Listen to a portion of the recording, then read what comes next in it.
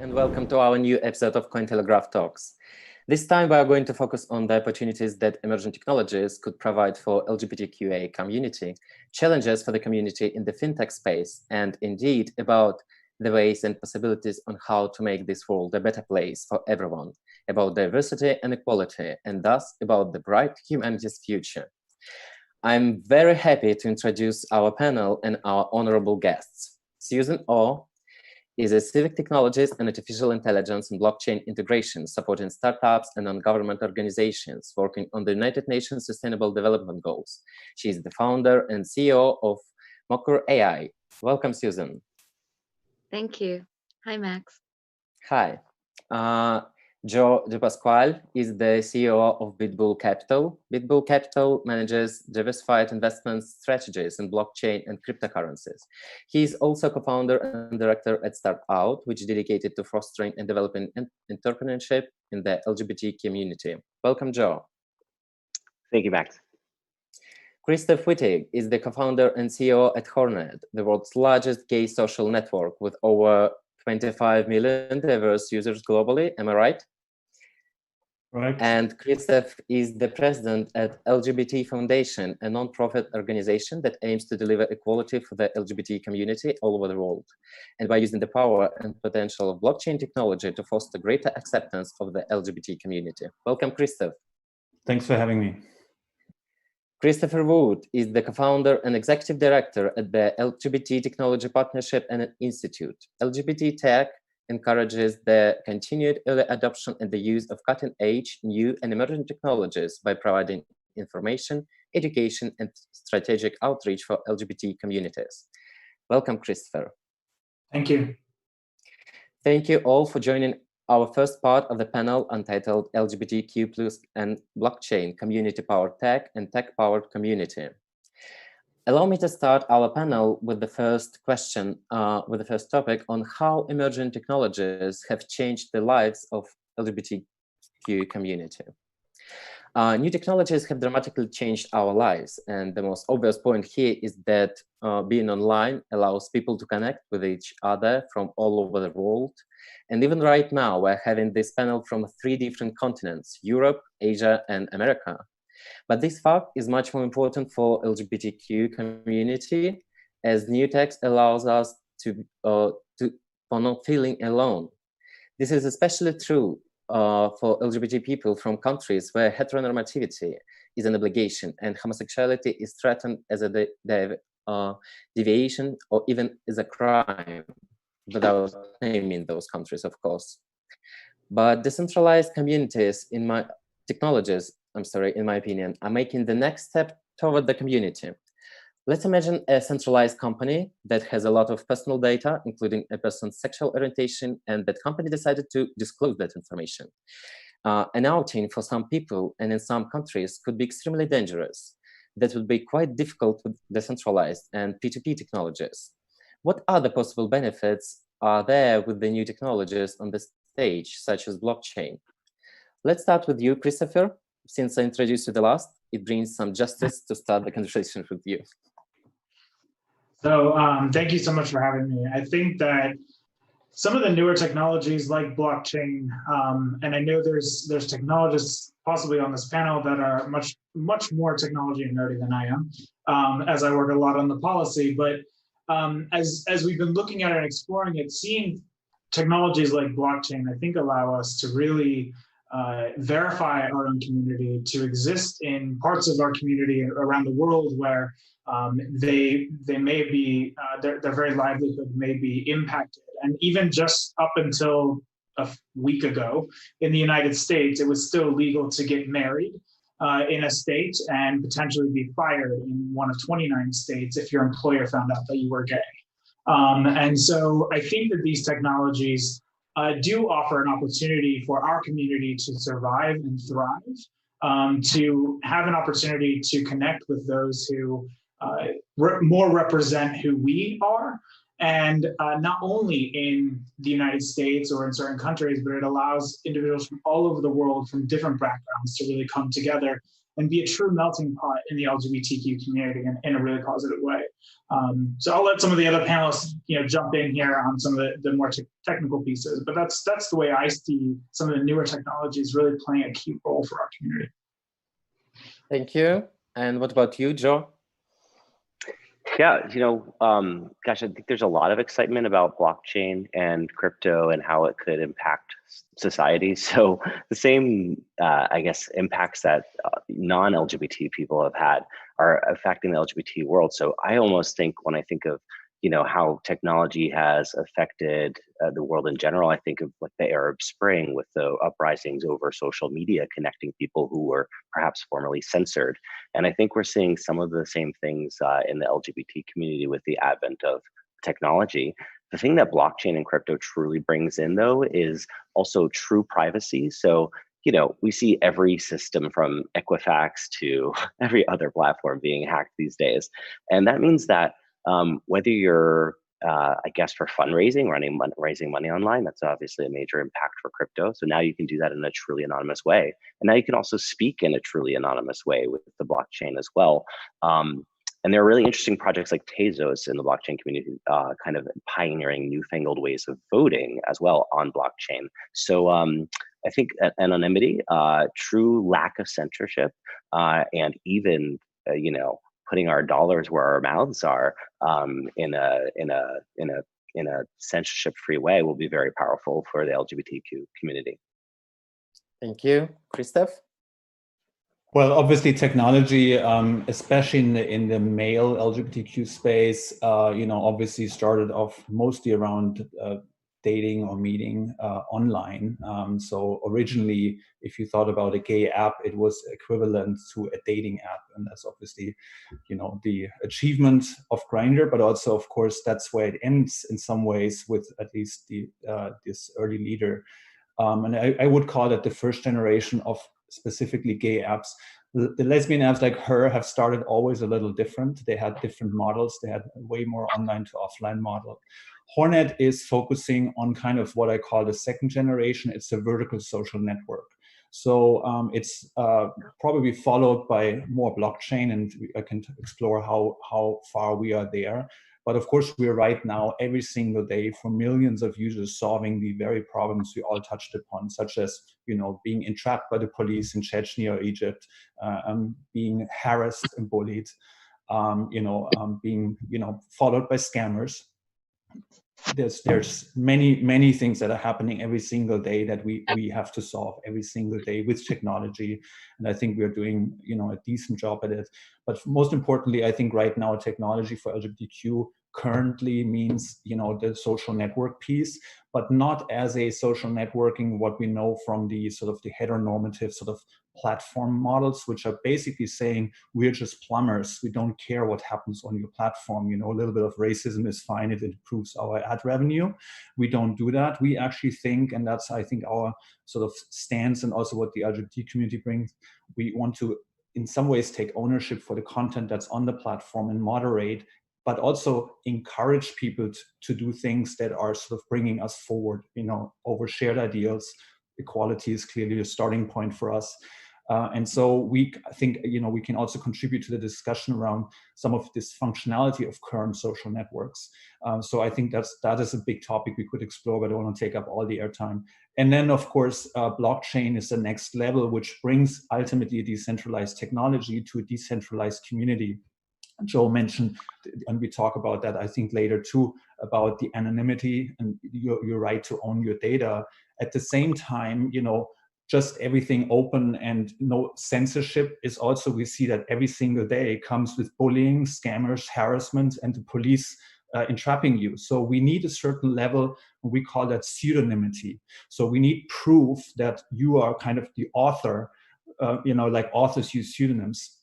So they have a real identity which is not disclosed, but it's clear they own that sort of pseudonym and they're real. So there's this very interesting technique, and of course, blockchain and technology plays a big role. Anyway, I just wanted to throw this out there.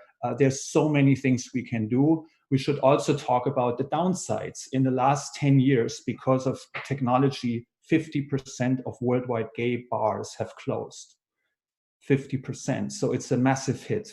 Also, media, LGBT media, the typical websites or print publishers, I would say 80% have died. I don't have the exact number. Of course, that's a bigger trend beyond LGBT, but clearly technology has devastated some of the core resources that brought the community together in the first place. So we have to fill that gap, and we have to fill it better than what has been partially disrupted or replaced. Thank you. And Susan? Oh, so my friend Anan Hassan, who I quote often, would often say that technology without philosophy is efficiency without purpose. So the most important thing to understand about the technology is that it can only amplify the philosophy and the heart, the vision, the mission and mandate. And so there's great opportunities to democratize value. And, I forget actually who coined that phrase, democratization of value, is that we get to look at the value of something by its utility, by how it serves us, and we can do it peer to peer. It's a beautiful philosophy. I think those who have been, stigmatized and alienated or dismissed, but who actually hold a great deal of purchasing power, right? Usually professionals with disposable income have great purchasing power. And it's also one community, a global community that is also very well educated. And so by the way that they spend with their conscience, by the way that they rally in communities, I have my favorite gay friends in Hong Kong to New York and London, and they have so much power in being able to be early adopters and also designers, and to see, what parts of their industries would need more autonomy, transparency, and a sense of grassroots involvement or participation. Yeah, exactly. Thank you. Before we go to the next topic, I'd like to ask those who are watching us, you can ask your question to our panelists in the comment under the video, and we'll raise that question during the panel. So, and Joe, you already almost raised that question, but I want to specify it about how crypto could or maybe could not help in fundraising in charity for LGBT community. And is it helping or not? And how can it help for nonprofit and charitable organizations? Let's start with you. Right. I think this question is very important because I think there is this, although it's correct that many people in the LGBT community are professionals, et cetera, there is still, if you look at the Fortune 500 CEOs, the first out one that I was aware of was Tim Cook, who came out, at around 60 years old when he was CEO of Apple.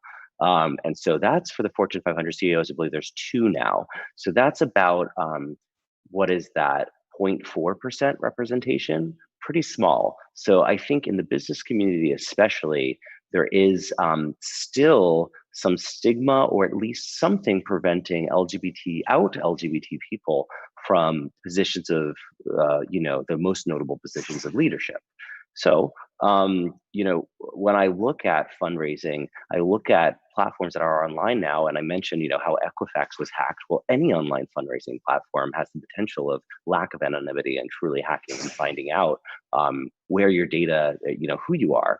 And if people feel, which they clearly do, clearly more than 0.4% of Fortune 500 executives may be LGBT and just are not out of the closet, as Tim Cook wasn't. So I think the question is, how can people be freed on platforms like Christof was mentioning, with maybe pseudonymity or true anonymity for fundraising? And that will, I think, free many people to contribute where their heart is, without fear of any sort of stigma. Yeah, thank you. And Christopher? So I think the technology, the one thing that Susan really touched on is this early adoption of technology. And I want to circle back to that very quickly, because the LGBTQ community has always been an early adopter of technology because of the fact that it created an opportunity for community for us, for people who were really isolated or felt that they were alone. So I'm sure all of us remember, at least I'm aging myself here, I remember the AOL chat rooms, and I remember IM conversations. So, those were alive and well when I was coming out. But that just goes to point to Joe's point, the fact that newer technologies allow our community to put money where their mouth is, to go ahead and support causes they really care about, even for those individuals who may be in situations where they cannot be out, and they cannot be exposed in a certain way for whatever reason, especially as we're talking about a global. I feel like sometimes, especially in America, and I'm just going to be out with this, but especially in America, we talk about technology like it stops at the borders, and it just doesn't. And it has severe impacts for people who are traveling over those borders and operating over those borders and working over those borders. As someone who is often in Washington, D.C., a lot of our foreign counterparts or foreign individuals that are working for the United States, outside the United States, who identify as LGBT cannot be public about it and cannot be out.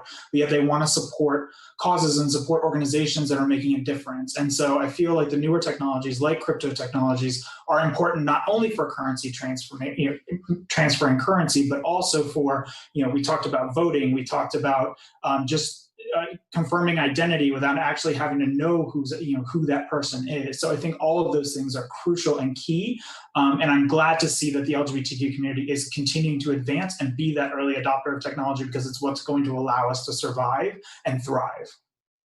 Yeah, I can really say, yes, we are the early adopters.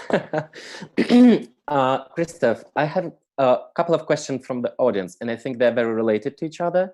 The first one from Oliver, and he's asking, what are the differences between blockchain in the LGBTQ community versus the straight community? And the second one from Victor, who's asking, in what ways are we promoting crypto specifically to the LGBT community? I think it's very important to understand those connections between those things. Like, do we really specify and try to focus on the community, or are we trying to go far beyond that community? I think it's a good question from the audience. It's a fantastic question. Let me try to, first of all, say pretty much what Susan said, but much nicer than I can ever do that. Technology are tools, right? So the question is, what do we do with it, right? And, some people say, why do LGBTQ, also on the Twitter, there were comments like, why does crypto and LGBTQ even belong together? And then I say, there's clearly, and Joe alluded to this, there's still a lot of discrimination within the United States or Western countries. We are not there yet for everyone. There's still a lot to do. Everyone who thinks otherwise is either very insular in their thinking and lives probably in the Castro in San Francisco, but doesn't know about people of color, underprivileged people, positive people who live, in countries which are very religious, in states that are very religious. But then, of course, we have still 72 countries that criminalize LGBT. So let me give you an example of how we at Hornet utilize blockchain technology to address some of these problems, which are clear, and how far we went with that. Frankly, it's still very early, but we have launched the LGBT token. We have 13,000 wallet holders and minted 1 million tokens. We have seen 50,000 transactions. So you can see that based on the OST, the simple token platform. And we have on this basically run a very large experiment to see what works and what doesn't work within obviously some of the use cases we are addressing with Hornet. Hornet is market leader in various countries like Brazil, France, Thailand, Taiwan, but specifically I want to mention Russia. Russia is upper middle income country, so it's quite developed. It has a very large and vibrant LGBT community, but it also has a very homophobic system, including laws against LGBT propaganda. But of course, that doesn't mean there's no LGBT life for LGBT people, rather the opposite. So they need technology more than anything else. So for instance, we are using blockchain as a way to give authors, because they don't have any websites or media for LGBT people in Russian. So we basically allow people in the Hornet community or in the LGBT community to either translate or publish reports, basically people's journalism, and we reward them with tokens, because this way we can kind of give them a reward. Now, here we also run in one of the limitations of blockchain outright, which is AML and KYC. So we are suddenly into this, oh, US to Russia may be a sanctioned country, and suddenly, 50 lawyers knock on our door and say, you are doing anti-money laundering or preventing sanctions and so on. So the whole legal layer of blockchain is a huge impediment for us, and also for pseudonymity, because KYC means know your customer, which is the opposite of anonymity or pseudonymity. So here we are balancing this out. So I could share a lot of these stories, but long story short, here we are providing a way to let basically pseudonym or anonymous writers create a sort of grassroots journalism, and we give them the means and the tools to do that, including the outlet and the publications. And blockchain can be a wonderful way to do that, because I do believe journalism is a force for democratization and good. And here we can make that happen, and blockchain has been a big part of that. Yeah, thank you. And Susan, I have also a question for you from the audience, because I know it's one of your topics specifically. Victor is asking, as many people have no idea what cryptocurrency is, how do we help people familiarize with crypto and eventually to adopt that technology? And I know it's your topic and you talked a lot about it, please. Well, it's actually more, my focus has been on blockchain and the backend data management systems as a really viable infrastructure for peer-to-peer and grassroots. Let's see. So it's been said, as I've said before, that crypto is a democratization of value. It's a democratization of value that we all come together and agree what the value of it is. And blockchain is the underlying technology behind it. Did I answer your question? Yeah, I mean, how can we, how make this technology more popular among the people? Is there a way to make it more what does it do available? for you? What's the incentive behind it? Yeah. Like, it really makes, you should really question what money is and why things have value and why people think it's precious.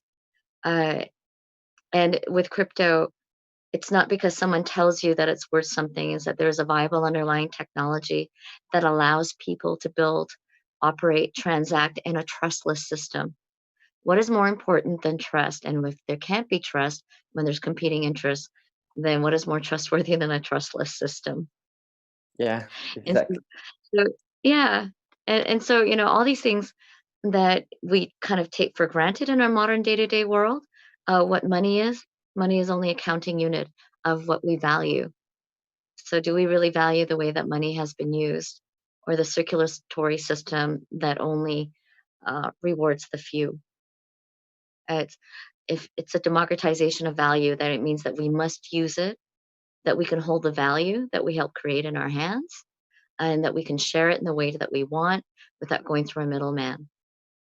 And that's why it's important, and that's why it's a technology with a philosophy that any and those who are willing to learn and do the work may participate in this decentralized network to determine what they value, and to do it in a trustless system without having to fork over money to middlemen to be able to spend your own money and the value that you generate. Thank you. I'd like to go further, and definitely after the Facebook Cambridge Analytica data scandal, the world indeed has changed. But this year, indeed, has brought some new surprises and challenges to our societies. I'd like to mention several major points here. As a response to the COVID-19 pandemic, many governments initiated tracing app usage after George Floyd's tragic killing at the hands of a police officer resulted in a mass protest all over the United States and Europe. With the new technologies on the stage, such as AI and facial recognition, tracing apps, and so on, these technologies could pose a threat for LGBT community and be used against us. At the same time, this DLT allows anonymity alongside transparency and security. How could, if they could, new technologies help to remain people's privacy and maybe even to improve it? And I want to underline that this is much more important issues when we talk about LGBTQI community. Joe, I'd like to start with you. Sure. Are you still able to hear me okay? Yeah. Max? Yeah, we'll hear you. Okay. Okay, perfect. I think there's several things underlying. So obviously we've seen the crackdown in terms of, especially in China initially, identifying people by their medical information. There's a lot of parallels that we've seen, I think, between not only medically between the virus of HIV and the COVID virus, but also just in the LGBT community, which has been through these pandemics before. We've seen a lot of how that information can be used against people. And we've also seen a move, even in the US, to start identifying people by, let's say, whether they have antibodies or not. And even recently there was, there was the possibility of people thinking that there could even be a martial law crackdown after the riots. And so I think people are generally wanting to control their own data and not use any health data, whether emergencies like COVID allowed the government to use an excuse to kind of collect and capture and even make shareable that data or not. So the blockchain really will give people the ability to own their own data. There are many projects on that, from Civic to Christof's project to others that are trying to do identity management within the blockchain as well. And I think that's a really important component of the safety and security that people can have through the blockchain. Yeah, and Christopher? So I think for we've seen several different technologies that, so let's say Twitter, for example. The CDC early on in Twitter was able to find out health information about LGBTQ individuals that were tweeting about certain disease-related symptoms. And they were very quickly able to identify hotspots for this particular disease. Nothing deadly, but just something that was kind of spreading throughout the Northeast. So as I looked at that, and I looked at, I've talked with privacy experts and individuals within our field, both in the policy world, but also in the technology world, I see the benefits and I see the things that can really harm us. So, as Susan was talking about, I think I just wanted to mention very quickly in the fact that one of the things that is so important about technology adoption and adoption of things like cryptocurrency is actually having access to the technology itself. I feel like a lot of times our community, even in the United States, are economically worse off, or end up homeless or disconnected from their biological families because their families are not supportive of being LGBTQ, something that they didn't decide. And so, but having access to the technology is another realm of adoption and piece that is going to continue to allow LGBTQ individuals to really be able to continue to grow this technology and continue to further use it. When it comes to the tracing app and AI, I mean, this makes me very nervous based on who's in office or who's in power. And I think that given what we've seen over the last several years, it really concerns me. But I also, and I think that there are opportunities where cryptocurrency and crypto and encryption type policies and technologies can really help with our community in many ways. But I also see where some of the technology could be really good for our community. So let's say that there, for example, one of the conversations I've had is around facial recognition and facial identity. And so that is a very touchy subject. And obviously we've seen with some of the things happening with police officers and police using that technology is a bad side. But if you have LGBT organizers working and operating in a country that are trying to stand up to a government, and they're filming and capturing that particular protest to show exactly how many people are there, they're going to want to show that in some way, but they don't want to do it in a way that's going to put their community at risk. So if you have facial identifying technology that can then blur faces and get rid of faces, that technology is good. So it's this technology is good in some hands and bad in others, and it goes back and forth. And I think that's really important to recognize as we're talking about different technologies, is that they can be for good and they can be for bad. And I think whatever technologies are created, whatever policies are put in place, it's important to make sure you're striking a balance between the two. Yes, thank you. And Christoph? Yeah, so various points around have been mentioned, but COVID gives us a great example of where some of the benefits that Christopher just alluded to of, let's say, grassroots open source data kind of are very strong, but also the limitations. Frankly, I'm happy, unlike maybe our own government, that we have a strong CDC with experts that have an authoritative stance on some of these things and evaluate it. Are they always doing it right? Should they be checked? Absolutely. But I don't think the absence of a CDC would make us a better place. I think we need the two working together hand in hand. We need as much data out there, like the Johns Hopkins project, people crunching their own number. But we're also seeing, if you just let it fester in some ways, you see the weirdest polarizing grassroots conspiracy theories going through these very open source democratized data. Is that even a word? This accessible data. So I think we need the two working hand in glove. So there are tools, and the right thing, they can become the right tools, and the wrong thing, they can also do a lot of harm. We at Hornet basically always try to take the good pieces, the good concepts, and bring them, in the end of the day, we have to bring them to millions of users. So they have to be ready for prime time. One big concept of blockchain is proof of work. As you know, there is no centralized authority that says, this is the transaction, I'm the central bank or the commercial bank, and I approve, or an auditor. It's the proof of work. So for instance, at Hornet, in version 6 last year, we launched the Hornet badge next to one's name, which is a proof of work approach to prove that you are authentic, so that you're not just having a burner profile, which could be a police officer entrapping you. But you basically have a proof of work through followers, chat, all these things, and we're utilizing that to then basically make it very simply visible whether that person, you can rather, at the margin trust that person versus not. Now, it's of course not and we did not choose a verification as in show us your ID, because then once we have that information, some police in some country will go and say, we want that data from you. We don't want that data, we don't touch it. So proof of work, for instance, is a way to make it easy for other users on the platform to identify users that have a certain level of authenticity. That doesn't mean it's a blank check, but also it makes you way more cautious about people who haven't done the proof of work yet. And of course, there's encouragement to do the proof of work. And just like in the US, in the end of the day, would I trust someone just showing me an ID? You can go to the mission here and buy a green card or a driver's license for $50 US. What they typically want from you is a utility bill, because that is actually much less easy, or it's worse. It's easier to actually prove it.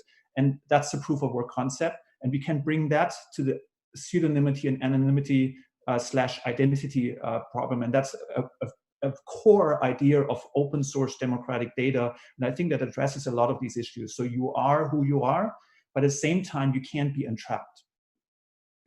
Thank you. And Susan? So yeah, like the two esteemed gentlemen before me, I agree with you that technology is agnostic. It's simply a tool. It can harm and it can help. And normally when I look at technology and how, I guess, how much buzz there is around it, no matter how efficient it is at doing what it does, it's usually the business models that are flawed, or how it's, and who is using it for what purposes. I don't know how you de-weaponize technology. I know that there needs to be more transparent discussions about, various revenue models and business models. Like, do we really want our storytelling, media content, and thought leadership to be determined by ad revenues? It works as a business machine for core profit extraction, but really, what other value does it have to turn people into, dopamine monkeys, clicking away? It doesn't. We have to, and that's what I mean by democratization of value. It's like, what do you want to put your money into? Do you want to create a system where we value things like, honesty, reasoning, transparency, and I mean in the formulation of media content and storytelling and stories. What if we can? What if jurisdictions and governments can reward people for voting by showing proof of presence or the proof of work, by having other socially people validate that you were actually there, that you voted, you did your civic duty. Great. Maybe here's like 5% off your utilities. Or there has to be different ways that, like I said, that instead of legislation, which has always moved so much slower than the pace of technology, that sort of tend to policy skirts too much around what is accepted and polity. And so very rarely can it lead, right? If we can just incentivize the right ways that we can value and help scale good technologies, I think that's really important. And then on our part, like on the pure technologist part, that is not part of the, for me, like that's not part of the gay community necessarily. It's our job to look at interoperability and scalability. And that goes along from user experience to the business models and to the actual promise of the technology. It's up to the users to have an open mind and to do your due diligence and do your homework. Yeah, exactly. And I personally remember when Tim Cook came out as gay, how inspiring and maybe even enlightening it was for me personally.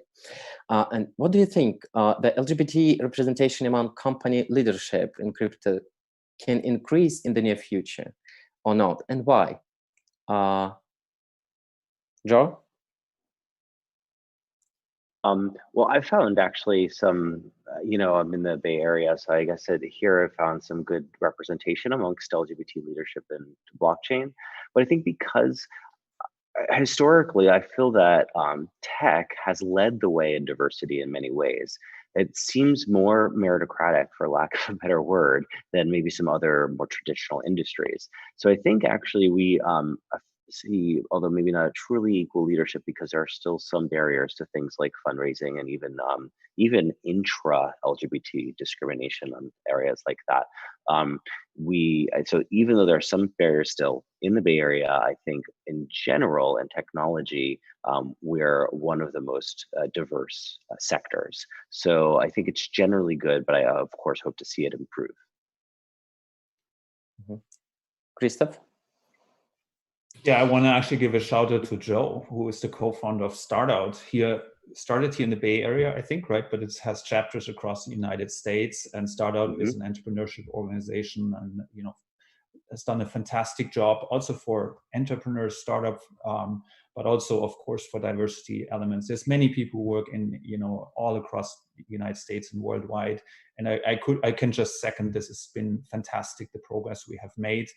And I just think that's really a great thank you to you and all the people who have worked on this. You too, Christof. Thank you for your involvement.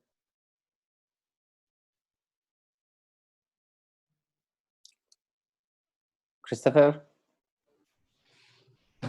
So I mean, I think it is a matter of, one, our LGBTQ leaders making sure that they are, as they are climbing the rungs, that they are looking back into their companies and looking for other talent and promoting talent that doesn't look, for me, I'm very aware I'm a white gay male in an LGBTQ community that is extremely diverse. And it's really important that we learn our blind spots and we learn our own biases and we actively work on those. And I challenge every leader that is part of a company, starting a company, that's an entrepreneur or is a leader within a company, to do that work. And it takes work because you have to look around the corners that you can't see.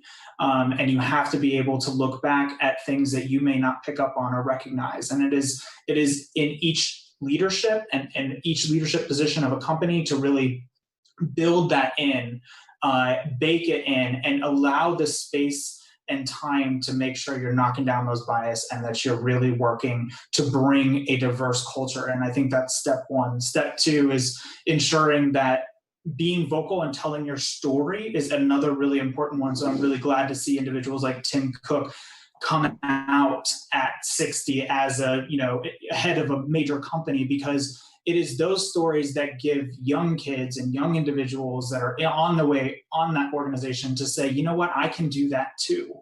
I can do that too. And I am, a gay, trans, kid from, Berlin or, wherever in the world, and I can do that. So it's important to make sure to give them hope, and continue to tell your story loud and be proud of it, because you never know who's listening, and you never know how it's going to impact somebody.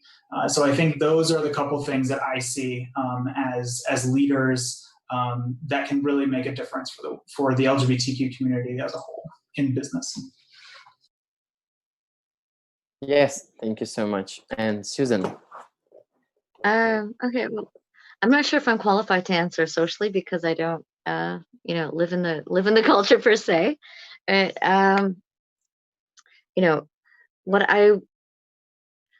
I think that it's really important to make a business case for diversity. And by diversity, I mean that people come from different perspectives, different walks of life, and through different, various vertical expertise. Because how are we to know what problems there are to solve unless there's a representation of the people positing the question that we want to answer? And within those answers are hidden and untapped markets that can drive a lot of value and improvement in goods and services. It would take a person of color to come up with a business that could scale everything from specific skincare products and that sort of that hyper customization, for goods and services. And how are you supposed to find solutions for banking the underbanked or unbanked? Unless you're looking in your own backyard and your disenfranchised communities of each of your countries and cities and saying, how do we make this better? How do we get more of that money into the hands of the people that need it and not the middlemen that just push it around? Yes, exactly. And let me end this first part of our panel with the quoting Susan, who said that the technology should be in right hands. And I'm so glad that the future of LGBT community in the hands of you guys. I'm very happy and honored to be today in such a great company. Thanks for finding time and join us in the dynamic and crazy world. And thanks for being an inspiration for thousands and maybe millions of people all over the world. And we're to proceed to the second part of our today's panel with 3 new guests. So we'll be back in a couple of minutes. Stay tuned.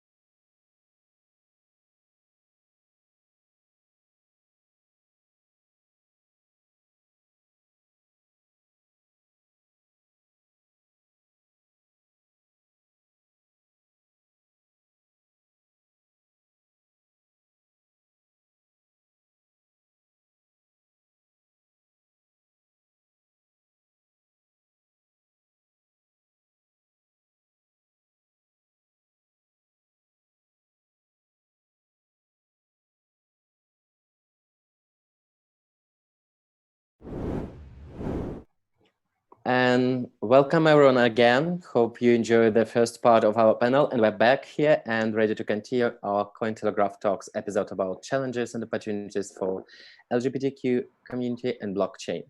Let me introduce our great panelists, Dr. Jane Thomason, Chief Inspiration Officer for Fintech TV and former CEO at Fintech Worldwide, recognized in Forbes magazine as blockchain's leading social development thought leader. Dr. Thomason is a pioneer of frontier technologies for health and social impact, global ambassador for the British Frontier Technologies Industries Association, and section chief co-editor Blockchain for Good for Frontiers in Blockchain and Industry Association, University College London.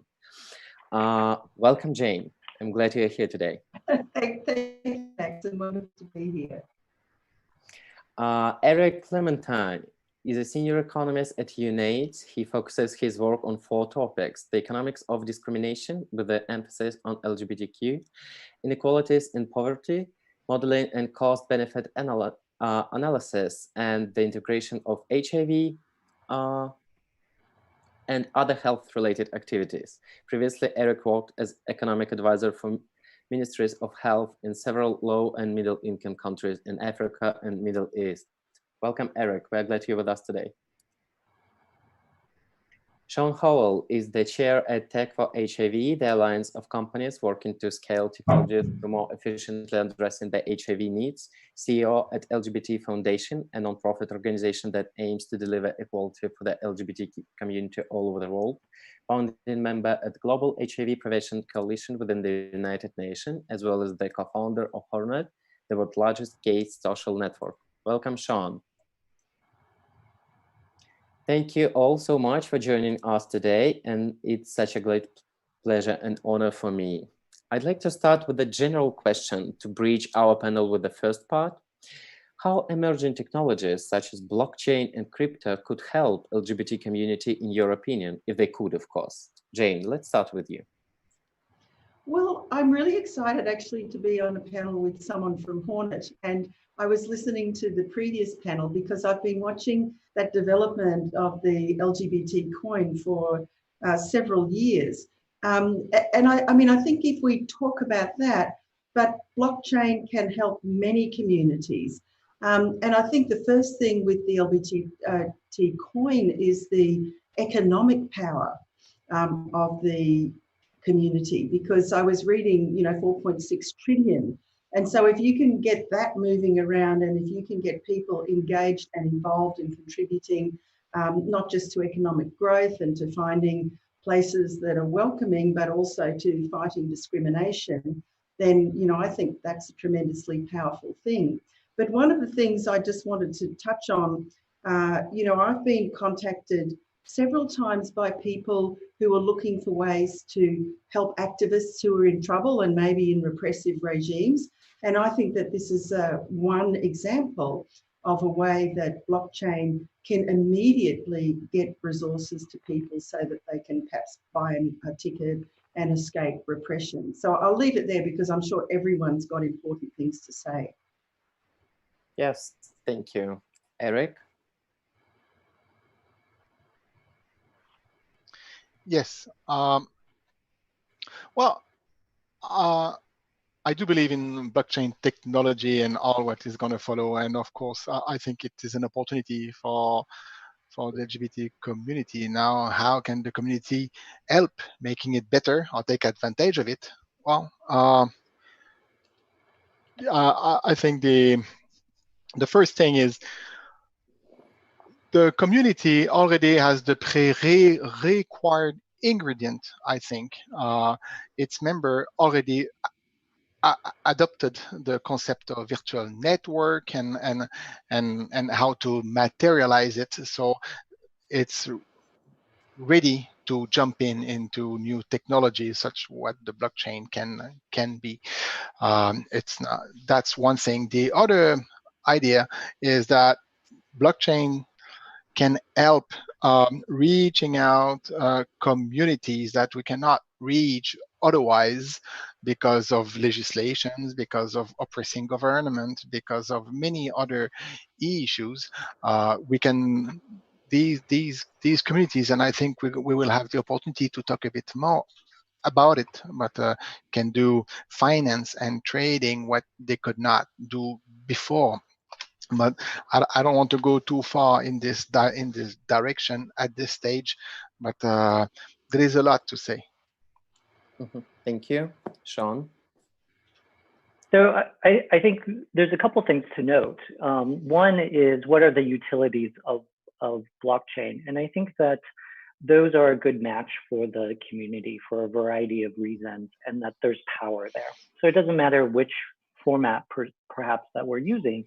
It's just that the community faces discrimination, the community has economic power, and we can use technology to leverage that. And it's not a small community. So then I think thinking about cryptocurrency becomes another element that we can leverage. And so just as Jane was suggesting that we could send cryptocurrencies to people who are at risk in developing markets, we see that play out for other people. You know, if you think about some of the, you know, not the wealthiest pockets that are using Bitcoin, but the people who are most sophisticated about it, who are just lay people, they often live in, you know, the most underdeveloped economies, like Tanzania. When we first discussed the idea of launching the LGBT token, that's the first place where LGBT people contacted us and said, how can we participate? Because they already knew about Bitcoin, they were using it in their day-to-day.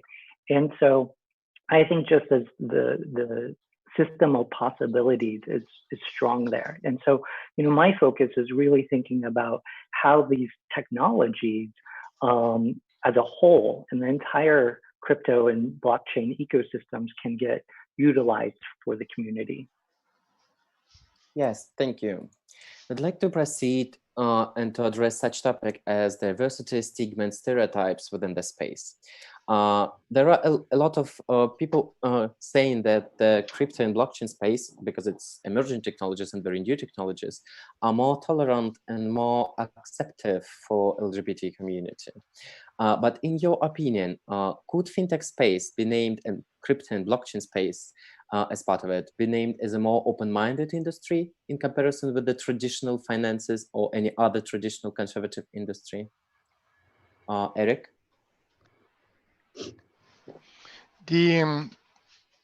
Well, let's be clear. A new technology is not a magic bullet that will get rid of the stigma and the discrimination that is prevailing around the world, particularly with the LGBT community.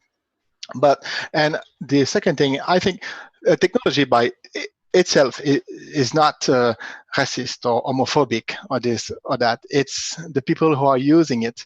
So if any technology is wrongly used, it can also make things worse. But let's look at it from the positive side.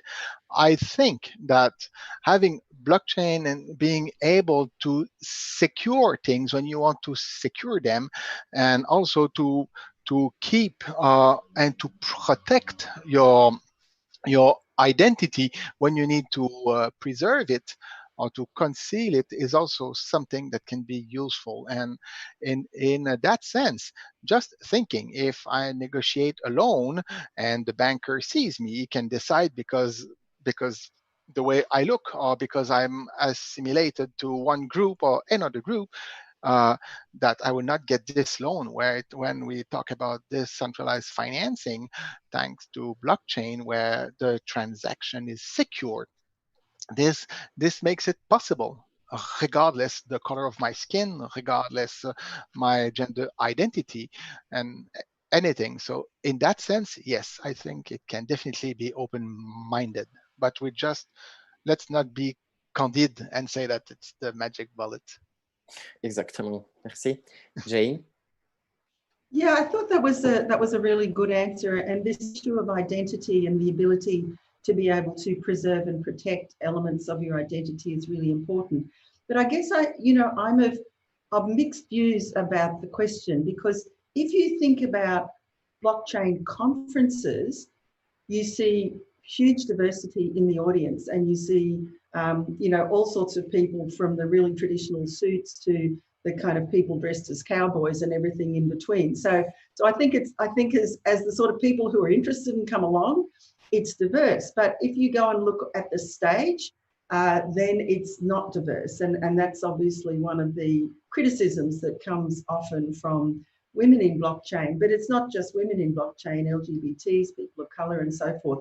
The stage tends to be full of white males. And so I'm not sure if that's a reflection of the people who run the conferences only knowing those people, or whether it's a kind of inbuilt prejudice. But I think that there are still some questions about how diverse and open-minded it is if you look at conferences.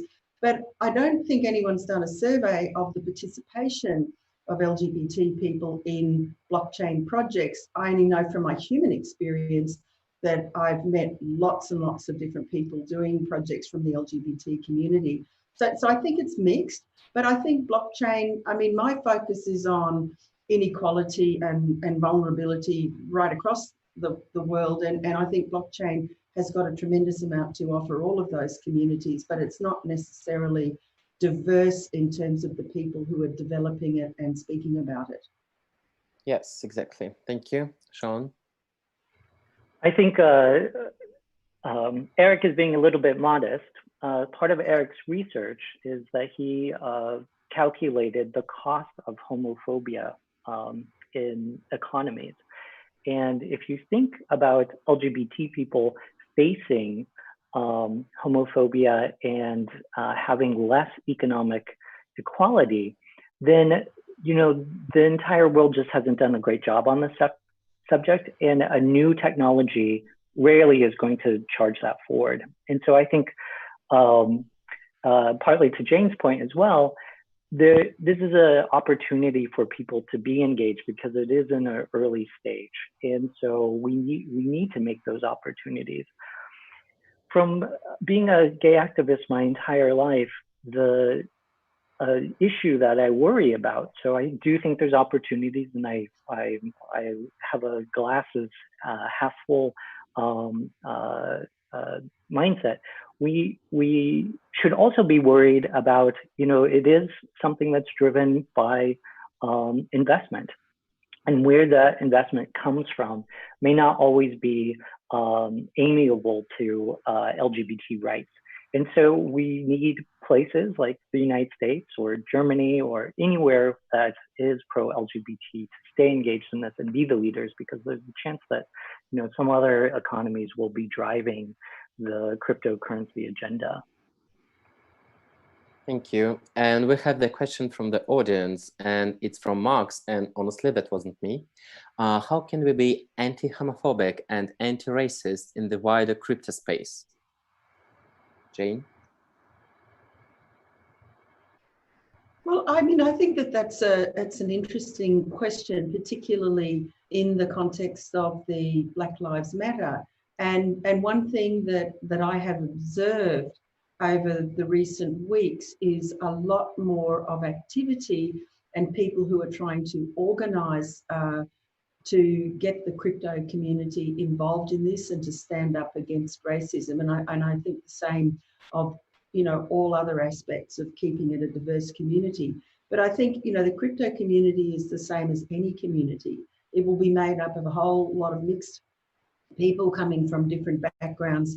And I simply think it's up to each of us to have a leadership role and to speak out against discrimination of any form. So I don't know that the crypto community at large necessarily are going to be leaders in this, but within the crypto community, speakers on this panel and others, we can all stand up and we can all be firm against discrimination of all forms. And we should be on the airwaves. Exactly. Thank you. Erik?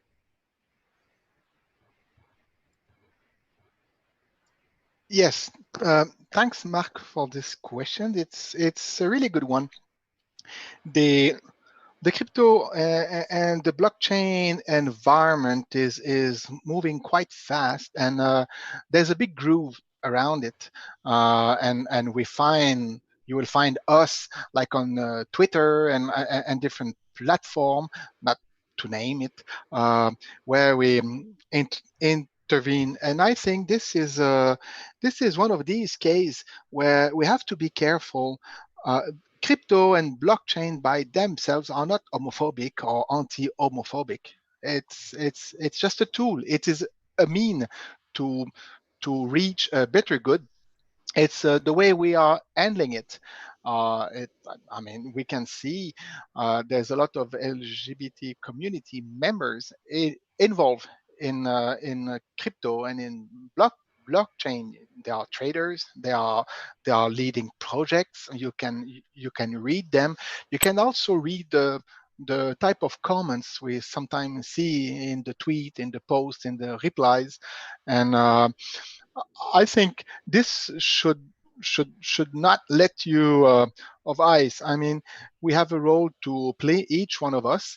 And as Jane was saying, what is happening with Black Lives Matters is beyond what is happening in United States and elsewhere with people of color. It's about the discrimination against some community.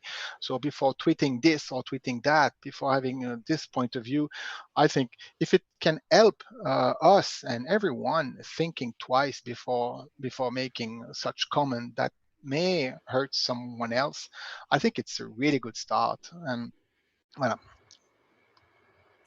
Thank you. Sean? I really like what Jane and Erik brought to this. I think one of the strengths potentially for blockchain is trying to align the values of equality with the other values of blockchain and decentralization and kind of the power of disruption. You know, there's 70 countries around the world that criminalize being gay, and this is a new possibility to have an equal playing field and a disruptive one.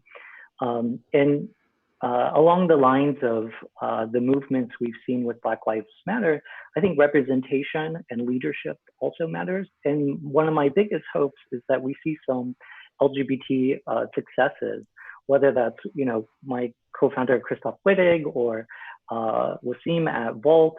We need, or Joe, we need these people to be successes and to help be leaders and new people that I haven't gotten to meet yet. And so if we see these people and they're starting to make inroads, I think it would be great to find ways to better support them. Yes, thank you. I'd like to make a turn in our conversation and to address probably the most important topic that goes far beyond the community. Let's talk about health. And I'd like to deeply thank each and every one of you what you've done in this field, because it's amazing, and thank you so much for that.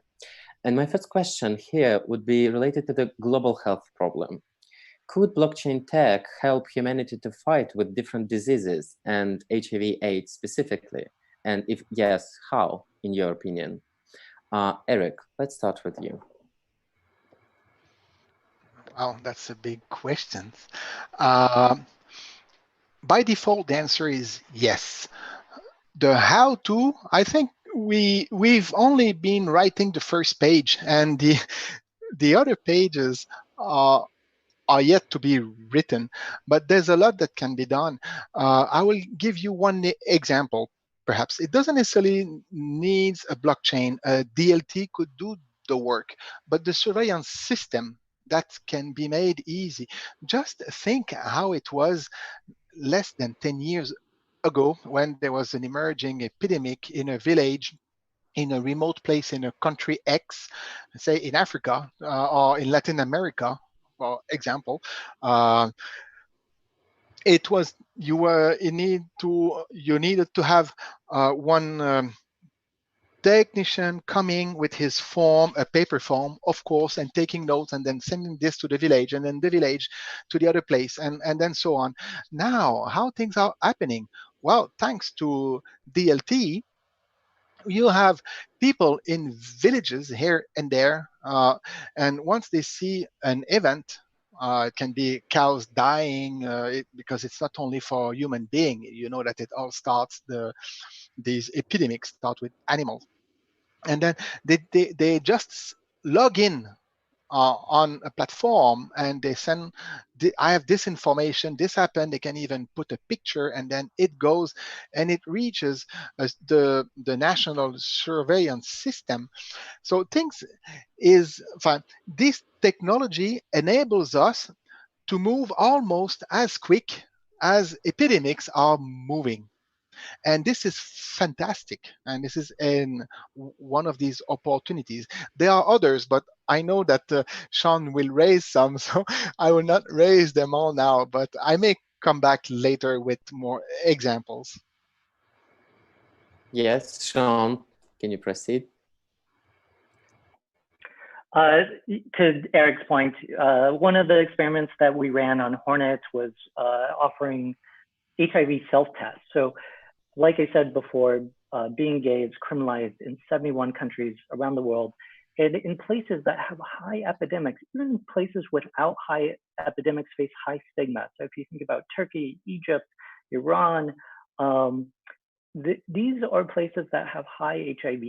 And it's almost impossible to go get an HIV test. Either they're simply not offered, or you don't want to disclose that you had sex with men, or you being HIV positive would be associated with being gay. And so you don't have access. And then just looking at it from a free market perspective, the way healthcare works is way too expensive. And so we can, put HIV self-test, which, the Insti self-test costs $2.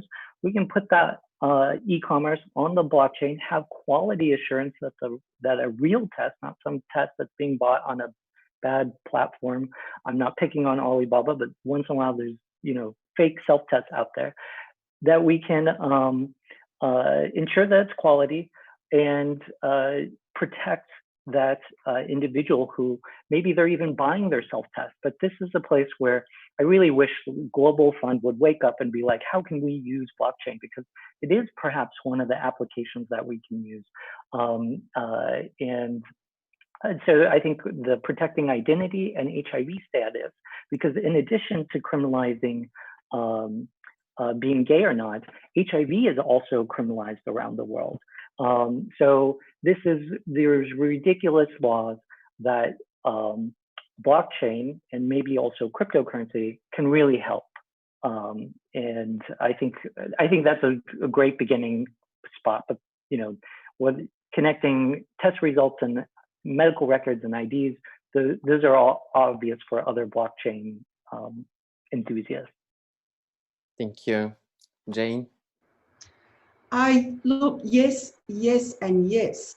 And if there's been one benefit of the COVID pandemic that I see, is that it's forced some of those legacy curtains in the health system to start opening up, as people have been much more willing to accept technology to help try and solve some of the issues of the pandemic. So people have talked about identity, but you just mentioned the Global Fund, Sean. Well, the Global Fund pays local fund agents in every country just to try and make sure that the money they send actually gets to the appropriate recipients. Why? With blockchain, you can send that money directly to whoever you want, and that would put millions and millions of dollars back into the system to go to the people who need it. Supply chains, another critical failure of COVID, but also incredibly important for HIV, because you need to get the HIV drugs out there. But the other example I just wanted to touch on, because I think it's such a great example, is, one of the persisting kind of pockets of HIV that's difficult to deal with in Africa is long distance truck drivers who drive across sometimes 6 countries. And it's very difficult for them to be able to continue their HIV treatment. So if they had a digital ID, if there were interoperable medical records, if there were secure supply chains, if the funding got to the places that it was meant to be, then you're going to be able to ensure that at different stops along the way, they're going to be able to continue to take their antiretrovirals as they're on their trips. So there's tremendous application for blockchain, both specifically in HIV and in healthcare more generally. And if you're going to ask about COVID, when you come onto that, I'll give you some more examples. It can be so powerful in healthcare, but the biggest barrier that I see is really ignorance and kind of legacy protectionism. And they're the two things we really need to overcome in order for this incredibly useful technology to have the impact that we know that it can have. Yes, thank you. Sean, and as far as I know, apart from working on the HIV and AIDS, all that great job you've done, you've mentioned that you're working with closely with the COVID-19. Could you please tell us about it? Yeah, absolutely. So the LGBT Foundation and Tech for HIV are leading the COVID LGBT Disparities Working Group, which is documenting the disparities that the LGBT community is facing under COVID.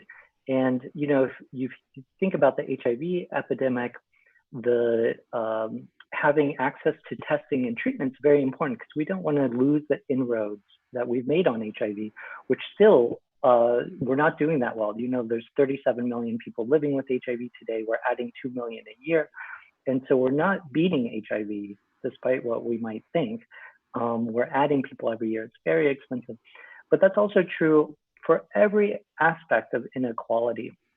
COVID is exacerbating the existing inequalities in the world. And LGBT people often have lower incomes. They have vulnerabilities. They have discrimination in getting housing, work, healthcare, etc. And so we've published data on this. And we see this playing out. So I think it's an important time. I don't think whether we beat the virus in the coming months, the economic fallout is going to be there, and it's going to impact the LGBT community. Yes, thank you. And to sum up our panel today, I'd like to raise a question again, maybe to be more specific. What can be done to make crypto and blockchain more inclusive for LGBTQ community? Jane, let's start with you. Well, I think, as a technology, it's inclusive to anyone, and particularly the decentralized nature of it, it makes it so. So I think there's nothing not inclusive about the technology. The issue is, I think it's the same issue that I heard, being spoken about on the previous panel.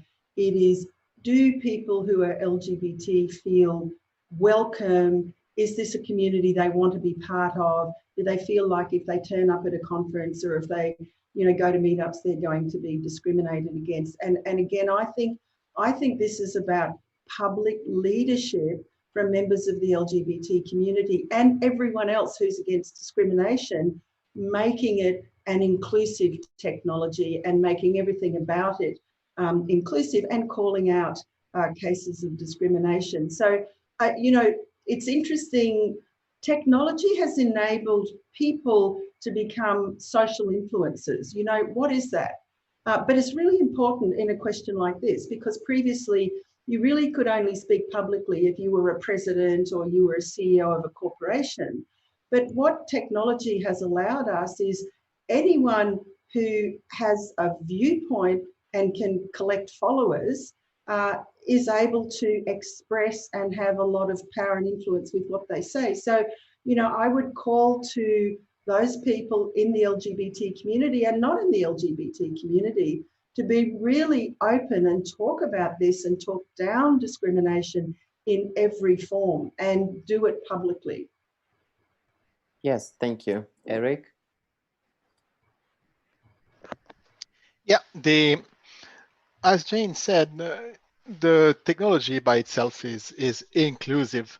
It's the way it can be twisted, so or not, and this is an important thing. We have to be proactive. I mean, and there is no doubt that the LGBT community is already on the good side to owns it and to adopt the crypto and the blockchain technology and the new technologies that will come in the next year or two. But this is not the point. The point is technology.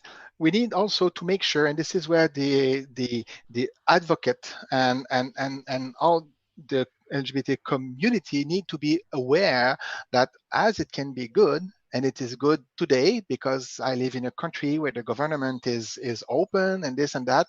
What if it changes? Imagine a super well developed blockchain technology with your unique identifier. And in Brazil, after Bolsonaro, I'm not going to do politics here, but it's just to say that things can change quickly. There are other countries that are putting in place those social contract and this and that. So we need to make sure that we have a safeguard to make sure that the use will always be as inclusive as it should be. This is one important key message in terms of having it inclusive and making sure that it will stay and it will always protect people. This is an important point. I wanted to highlight. The other, I think, I'm working on HIV, so I saw how the community can be proactive and be the agent of change.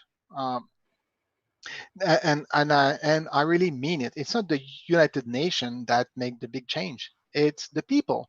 And if the same thing can happen with this new technology, adopt it, find new ways of using it, a way to support communities. Imagine how we can now, thanks to the blockchain technology and crypto, we can support a transgender community in Dar es Salaam without having to use Western Union or other brand. I don't want to name and specify some, but it's I name it as a tool that we all know.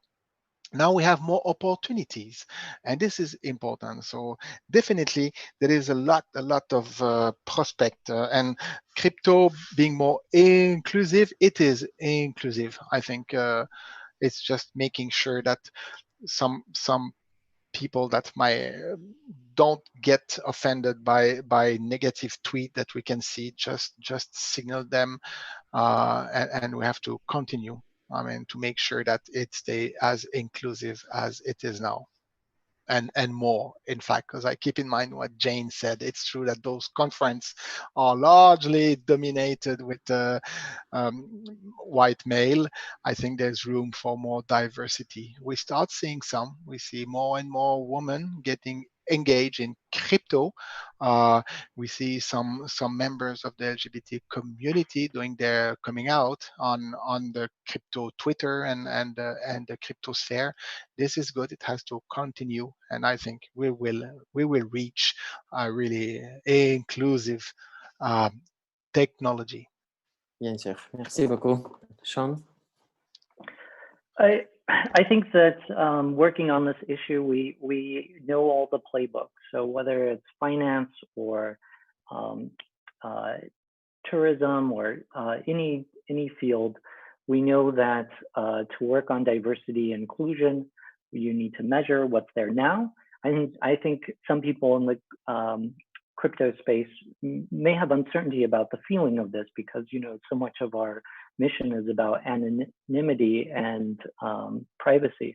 But at the end of the day, we need to make sure that the panels at these conferences are not just cisgendered men, that they include gay, women, lesbians, transgender.